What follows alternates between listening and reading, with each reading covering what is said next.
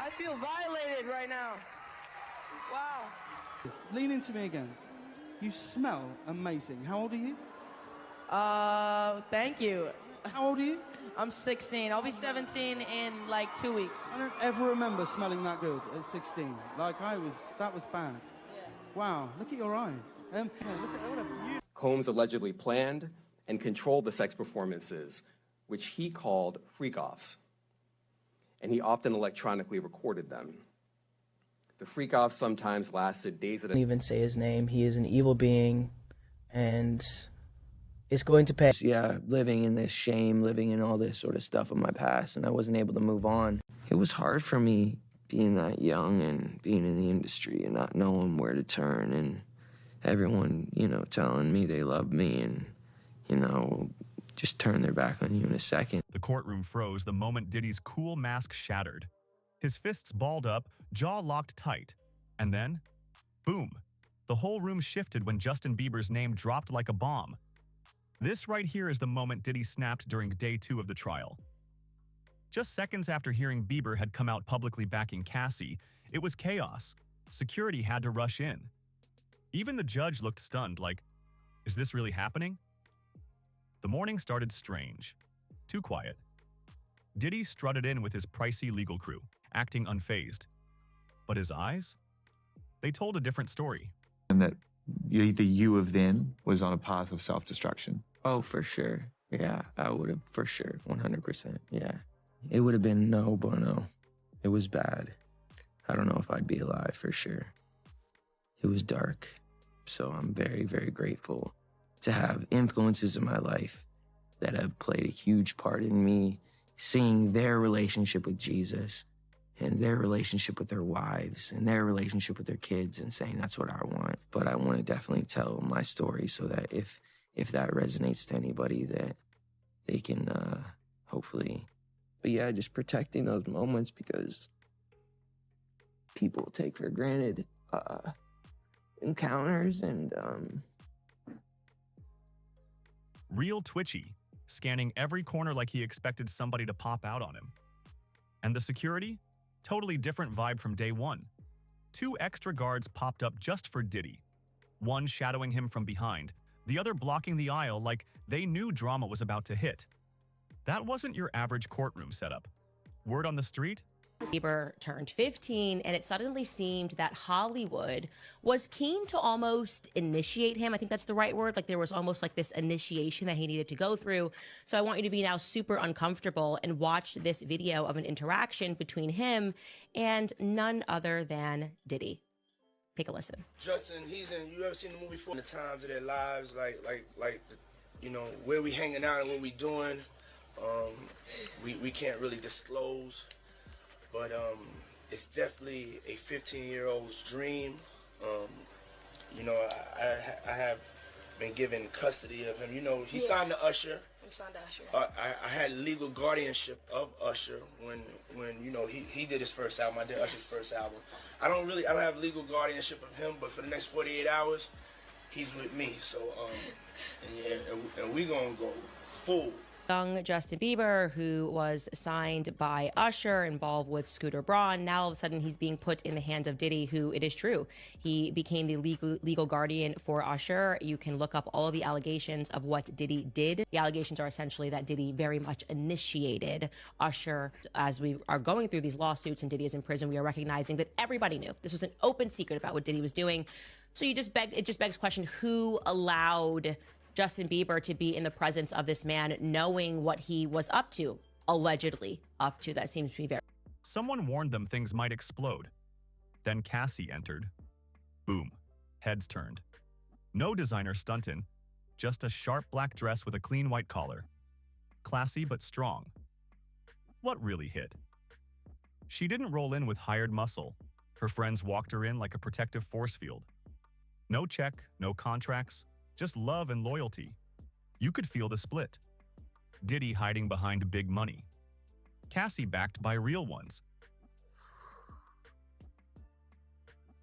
Yeah, so, yeah. I just want to protect her, you know? I don't want her to to lose it. I don't want her to, go through anything I went through. I don't wish that upon anybody. So, yeah, if she ever needs me, just think about how young I was and so impressionable. And you have everybody telling me how awesome I am at all times, and like... Yeah. It's like taking a kid and putting a kid in a room full of nothing but sweets. Right. And just saying, I'll be back in 2 days. Exactly. I just want people to understand, like, the psychology behind why. Now here's where it got real strange. Diddy couldn't keep his hands off his phone. He kept pulling it out, scrolling like he was searching for a lifeline. Each scroll, his face just got darker and darker. Then, out of nowhere, his lawyer had to snatch the phone right out of his hand. And that's when I noticed Diddy's hand was shaking. Meanwhile, the prosecutors? Moving different, real secretive, whispering behind folders, sliding notes back and forth like they were plotting something huge.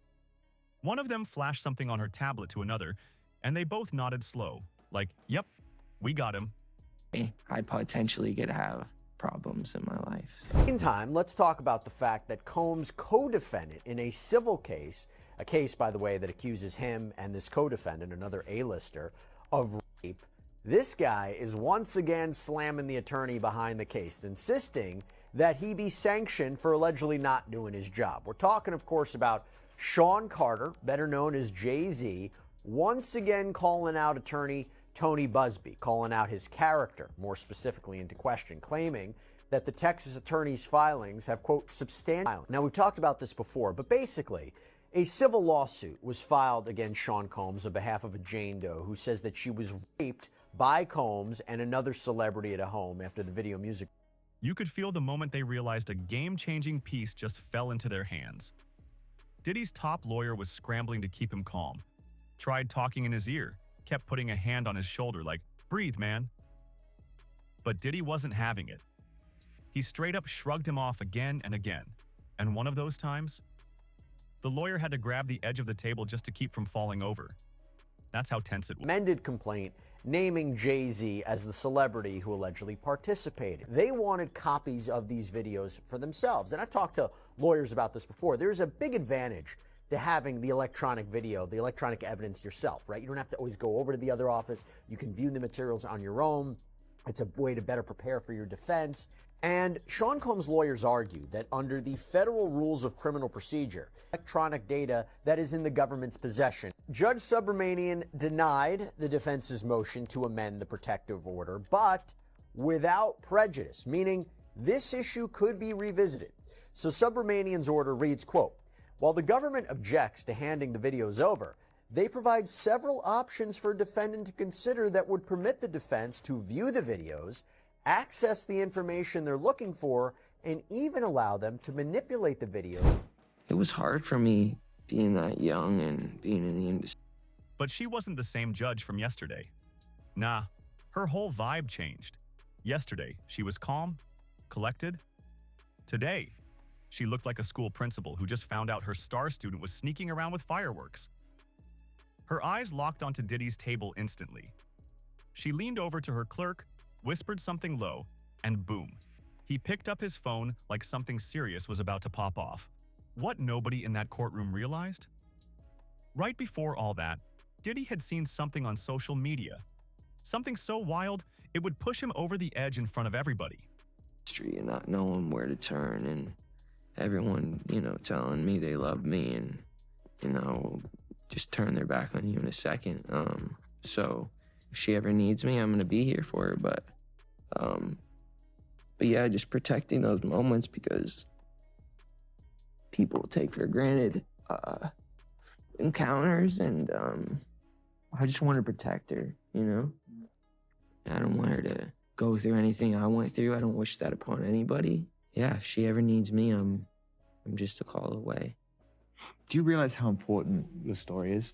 Every time I have a conversation with someone who's been through this unique type of experience, I'm searching for some kind of truth that can help. I commend you for going there and asking the tough questions and the things that people don't want to talk about, and they don't want to go there because it's revealing, and I want people to take a look at my story, and hopefully my words can. His team scrambled to hide the phone, but too late. Diddy had already seen it.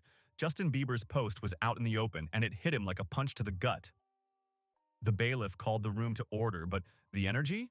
Unbearable. You could practically feel the courtroom holding its breath. Even the jurors were tripping. They kept side-eyeing each other like, "Yo, what's going on?"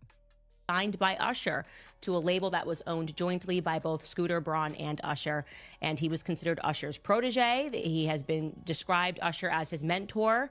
Justin Bieber, is continuing the purge. He has now moved to his original mentor. So this is a very big story, and the reason why we should discuss this and we should not diminish what is happening, it's not celebrity drama. This is actually the fall of Babylon that we are witnessing, Hollywood Babylon, that is. He did an interview back in 2020 with Zane Lowe. I think this was on Apple Music.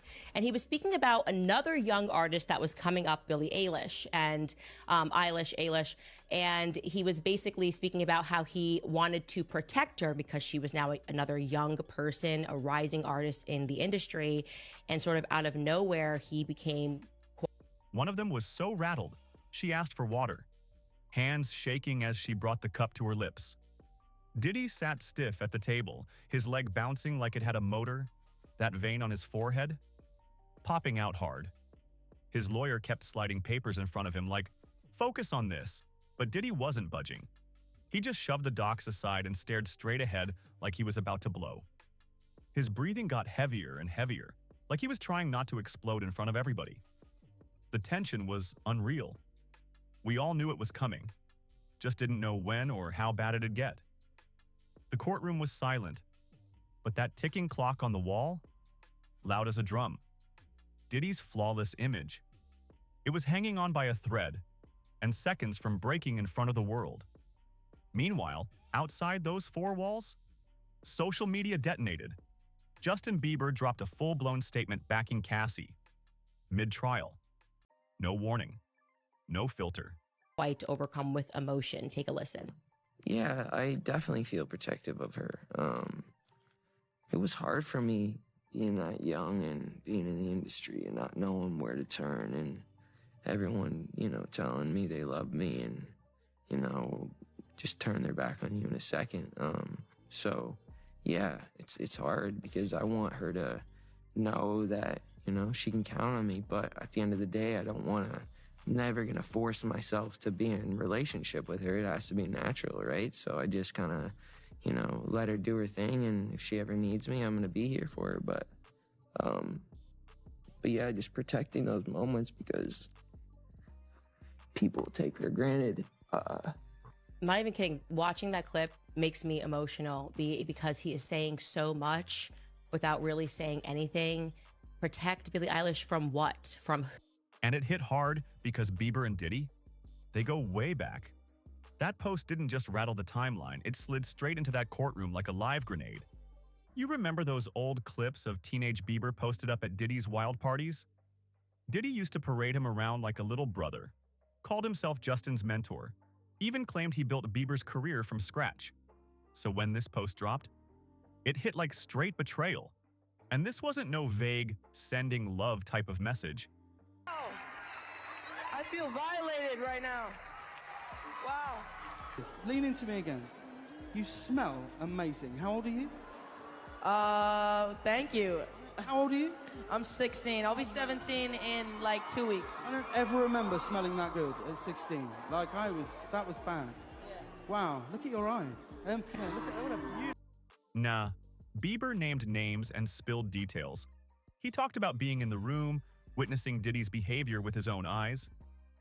One post described Diddy grabbing Cassie's arm too hard at an after-party. Another said back in 2015, Diddy would cut Cassie off mid-sentence, straight up speaking over her in interviews. No hearsay, no rumors, firsthand. Combs allegedly planned and controlled the sex performances, which he called freak-offs, and he often electronically recorded them. The freak-offs sometimes lasted days at a time. Soon as the first court break hit, boom, the internet was on fire. Folks in the courthouse were grouped up in the hallways, phones out, whispering like they just saw a ghost. One of the court officers had to step in like, "Turn those phones off before y'all come back in." legal aides were literally printing screenshots for the lawyers to go through. Even a couple of jurors looked around like they could feel something major had just gone down, even if they weren't sure what. And Bieber? He included this throwback pic that hit hard, a red carpet shot with him and Cassie both smiling. But if you looked close, Yeah, living in this shame, living in all this sort of stuff of my past, and I wasn't able to move on. It was hard for me being that young and being in the industry and not knowing where to turn, and everyone, telling me they love me and, just turn their back on you in a second. her eyes were saying something different. His caption? I've always respected Cassie's strength. I'm sorry I didn't speak up sooner. That was a dagger. And the timing? Brutal. That post hit 270 million followers within minutes. News outlets were all over it instantly. This wasn't just celebrity tea anymore. Bieber brought credibility.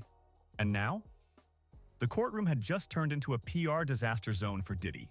Don't even say his name. He is an evil being and is going to pay. Bieber picking a side.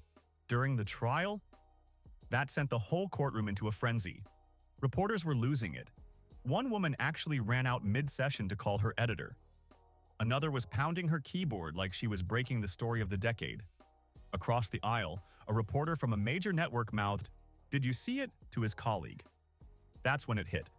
This changed everything about how the world would see this case. The room buzzed so loud, a bailiff had to step in and hush folks down.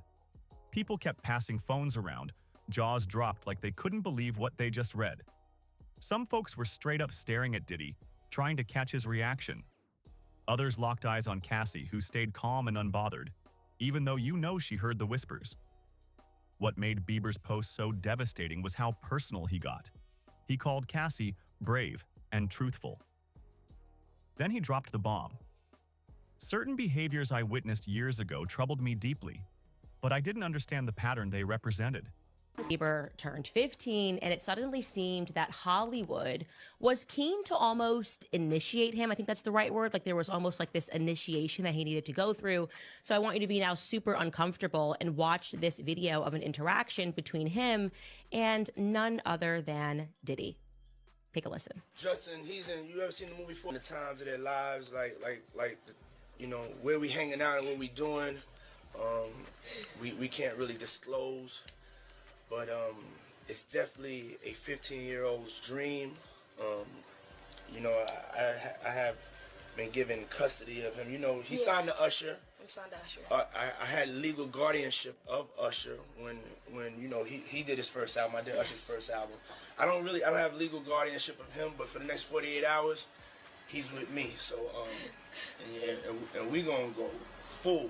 Young Justin Bieber, who was signed by Usher, involved with Scooter Braun. Now all of a sudden he's being put in the hands of Diddy, who, it is true, he became the legal guardian for Usher. You can look up all of the allegations of what Diddy did. The allegations are essentially that Diddy very much initiated Usher. As we are going through these lawsuits and Diddy is in prison, we are recognizing that everybody knew. This was an open secret about what Diddy was doing. So it just begs the question, who allowed Justin Bieber to be in the presence of this man, knowing what he was up to, allegedly up to? That seems to be very. And it didn't stop there. He even admitted he was disappointed in himself for not seeing the control dynamic earlier. That kind of honesty, that hits hard. Diddy's lawyer caught the post first and went into panic mode. He physically blocked Diddy's line of sight to another attorney's phone and started whispering like, "Get all the devices off the table, now." But it was too late. Someone had already showed Diddy the post.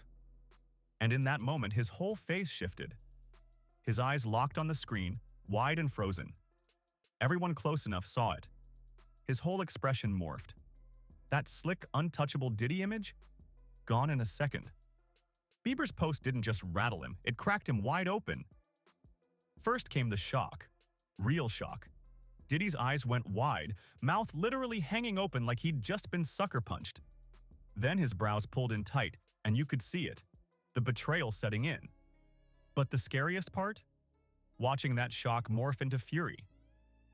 His nostrils flared. Jaw clenched so hard, it looked like his teeth were grinding down to dust.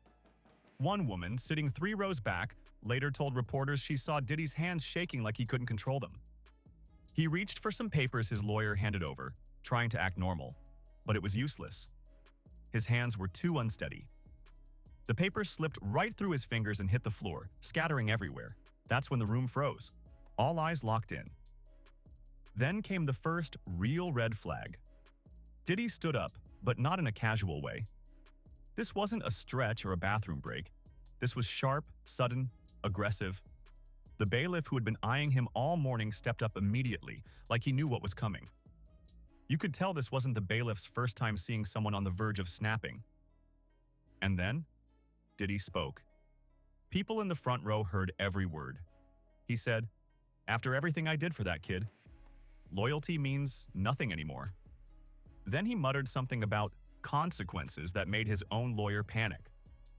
The man grabbed Diddy's arm and yanked him back into his seat like, "Chill now, or it's over." He leaned in, whispered something urgent, but Diddy just shook his head, breathing hard like he'd sprinted up 10 flights of stairs. The court sketches from that moment? Straight up haunting. You can feel the rage jumping off the page. The courtroom sketch artist nailed it. Diddy's face looked wild. Bulging eyes, clenched jaw, neck veins popping like they were about to burst. One of the artists even told reporters, "I've been sketching trials for 12 years and I've never seen a look like that." And guess what? The prosecutors? They caught everything. The lead prosecutor made a subtle hand gesture to her assistant. Didn't say a word, just signaled. That assistant stood up immediately and slid out the side door. Later, it came out she was telling their team to fast-track a key witness, someone who could speak directly to what Bieber brought up in his post. That move? Tactical. Meanwhile, the security detail wasn't playing either. You could see the guards communicating without saying a single word. Two of them shifted their stance, inching closer to Diddy's table like they were bracing for whatever might happen next. One guard even reached down and unclipped something from his belt. Didn't pull it, just made sure he had it ready. That quiet move spoke volumes. Diddy's whole energy had flipped. Yesterday and even earlier that morning, he was Mr. Cool. Shoulders back, nodding, jotting things down like he had it all under control. But now, he was unraveling, running his hand over his face, loosening his tie like he couldn't breathe, twitching like he was on edge. Then it exploded. Out of nowhere, Diddy slammed his hand on the table, hard. A water glass tipped and shattered on the floor. People jumped from the sound. And right after, he leaned forward and muttered something under his breath, loud enough that the court reporters nearby didn't miss a word. But that break? It backfired. Gave Diddy exactly what he didn't need, more time to fume. His legal team huddled around him in full panic mode, whispering fast, faces pale. But nothing they said seemed to calm him. He was boiling. Then Cassie came back in, and it was not the same woman from day one. She stepped up with her head high, shoulders back, like she owned the room. No more looking down, no more timid energy. She didn't even blink at Diddy. Looked right at the jury like, "Let me tell you exactly what went down." And then she dropped the hammer. The prosecution pulled out brand new evidence, text messages that had never been seen before. The crowd let out an audible gasp as the screen showed one message after another. In 2016, Diddy sent 17 texts in a row, demanding to know why Cassie hadn't answered her phone. Another message? Straight up creepy. Diddy asked for her exact location, down to the room number at a hotel. "I need to know where you are, every minute. That's the deal, if you want to keep your career." That line chilled the entire courtroom. You could have heard a pin drop. Even the ceiling fans were loud. And then Cassie calmly told the jury how Diddy kept a list of male artists she wasn't allowed to speak to, unless he was there. Pure control, no freedom, no trust. The mask was off, and everybody in that room felt it. Cassie didn't hold back. She straight up said Justin Bieber was one of the artists Diddy banned her from speaking to. When I asked why, she told the court, he said not to question him. And when I did anyway, he grabbed my arm in front of everybody at the after party and whispered that I'd regret it. And here's the thing, her voice never shook, not once. She spoke with a calm, steady tone as she laid out exactly how she was isolated, monitored, and controlled like she was living under lockdown. And what she described? It matched Justin Bieber's statement perfectly. The obsessive checking, the public dominance, the behind-closed-doors threats. Every piece lined up like a puzzle. But Cassie made one thing clear. She hadn't spoken to Bieber in years. This wasn't some scheme. It was just the truth finally lining up from two separate mouths. Then the prosecutor asked why she never came forward before. Her answer? It cut deep. He told me no one would believe me, that he controlled who worked in this industry and who didn't. I watched him make calls that ended people's careers. That line shook the jury. One woman started wiping away tears, and an older man scribbled something down and underlined it, not once, not twice, but 3 times. Then came the bombshell. Prosecutors dropped surveillance footage from 2018. In the hotel lobby video, Cassie tried speaking to a male artist, and right on cue, Diddy walked up, wrapped his arm around her, and pulled her away. The way he moved matched her story exactly. Diddy leaned over to his lawyer in a panic, whispering fast, pointing at the screen like, "What do we do now?"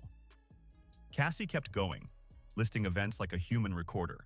March 8th, 2017 at the Standard Hotel. June 22nd, 2017 in Miami. September 12th, 2018. Backstage at the VMAs. Each time she set a date, Diddy's lawyer was flipping through papers like his life depended on it. She ended by saying something that hit hard. Other witnesses were scared, but now they were reaching out. And that was just the beginning. Cassie testified that one time, after she simply spoke to Bieber at an industry party, Diddy pulled her aside and said, "Even Justin knows what happens to people who cross me." Now that Bieber was publicly backing her, that threat looked real bad. The courtroom went still. Every word Cassie said had Diddy unraveling more. You could literally see him crumbling. He was fidgeting, whispering nonstop to his lawyer, eyes darting around like he was trapped. That larger-than-life music mogul vibe? Gone. And just when everyone thought the heat couldn't go higher, it did. The prosecutor stood up, cool and calm, walked to the center of the room holding a folder. "Your Honor," she said, "we'd like to introduce evidence that directly contradicts Mr. Combs's claim that Ms. Ventura recently fabricated these allegations." Then came the twist. She pulled out a tablet and hooked it up to the courtroom's screen system. Every monitor around the room lit up with actual text messages between Cassie and Justin Bieber from 2017. The prosecution zoomed in on one thread, and the jurors leaned forward like they were watching a movie. 2 security officers rushed in fast. One slid in between Diddy and Cassie, ready to block any movement. The other crept up behind, clearly prepped to act if things got worse. Court reporters were going wild on their keyboards, trying to catch every explosive word pouring out of Diddy's mouth.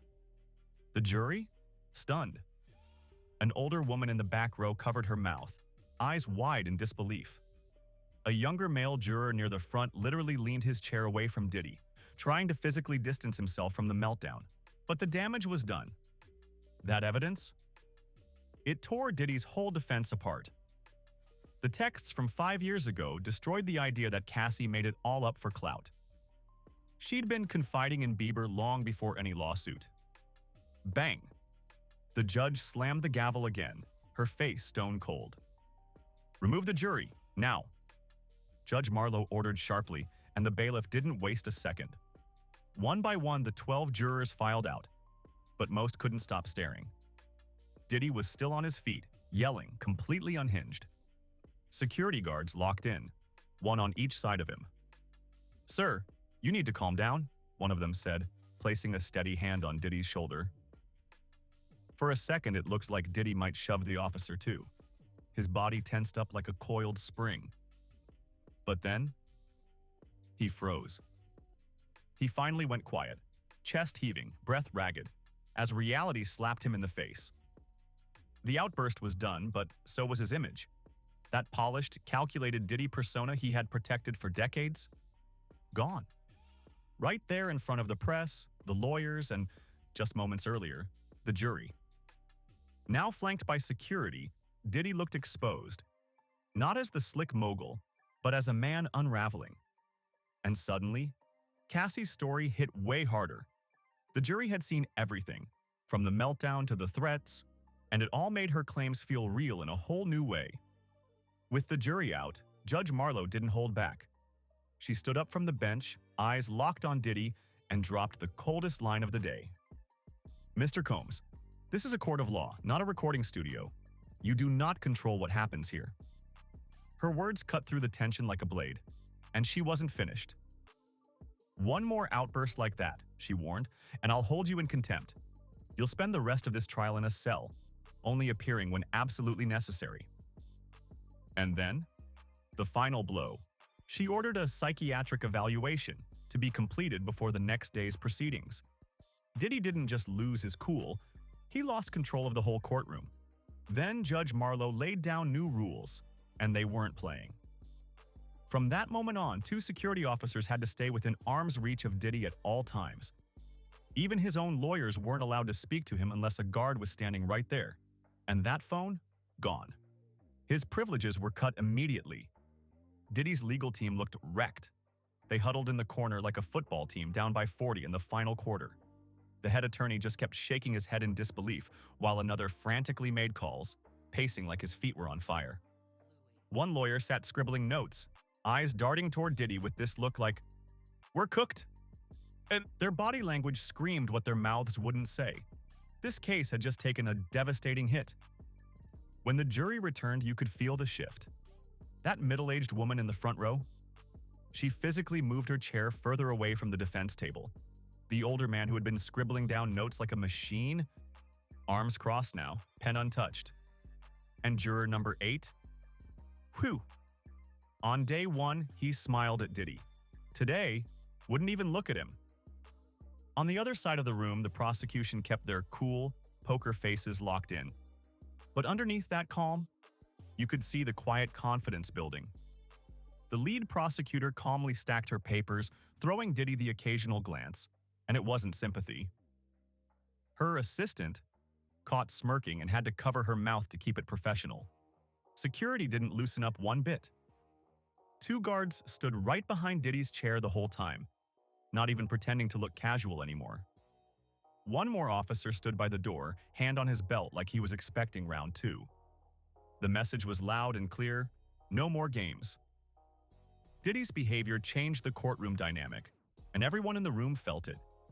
Even the legal analysts sitting in the gallery, they couldn't hold back. Whispers flew, heads shook. The fall of a titan was unfolding live. A former federal prosecutor leaned over and whispered, "He just lost." Right there. You could feel it in the room. Law professors who came just to observe were scribbling like mad in their notebooks. Even a well-known defense attorney from another high-profile case was heard muttering, "Amateur hour." And while all this chaos unfolded, Cassie sat like stone, perfect posture, hands folded neatly in her lap.